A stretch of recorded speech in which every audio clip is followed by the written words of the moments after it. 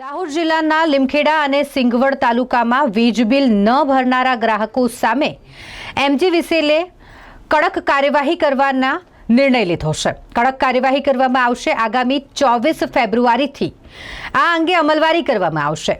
વીજ બિલ નહીં ભરનાર ગ્રાહકોના વીજ કનેક્શન કાપી નાખવાની કામગીરી એમજીવીસીએલ હાથ ધરશે।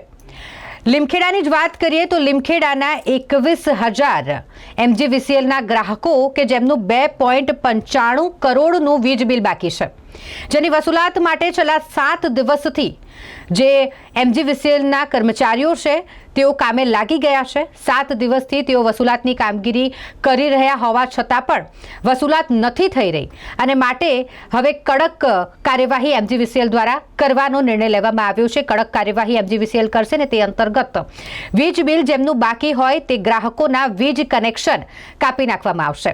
સોમવારથી જ ટીમો અલગ અલગ જગ્યા પર કામે લાગી જશે અને વીજ બિલ બાકી હોય તેવા તમામ ગ્રાહકોના વીજ કનેક્શન કાપી નાખવાની કામગીરી કરવામાં આવશે।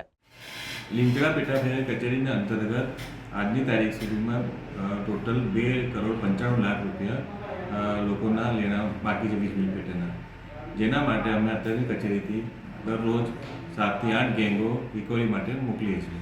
રિકવરીમાં અમે બેઝિકલી ત્યાં સ્થળ પર જઈને નાણાં ઉઘરાઈએ છીએ અને જો એ લોકો નાણાં ના ભરે તો અમે એમનું મીટર અને વાયર બધું જપ્ત કરવામાં આવે છે, જેથી કરીને આવનારા દિવસોમાં પણ આવી મોટા પાયે કાર્યવાહી કરવામાં આવવાની છે અને 50થી વધારે ગેંગો સાથે સોમવારની દિવસે આખા લીમખેડા કચેરીના ક્ષેત્રમાં આ અભિયાન ચલાવવામાં આવશે, જેથી મને દરેક ગ્રાહકને વિનંતી છે કે સમયસર એમના નાણાં વીજ બિલના નાણાં ભરપાઈ કરી દે, જેથી કરીને એમને પણ અગવડતા ના પડે અને સુચારુ રીતે કામગીરી થઈ શકે।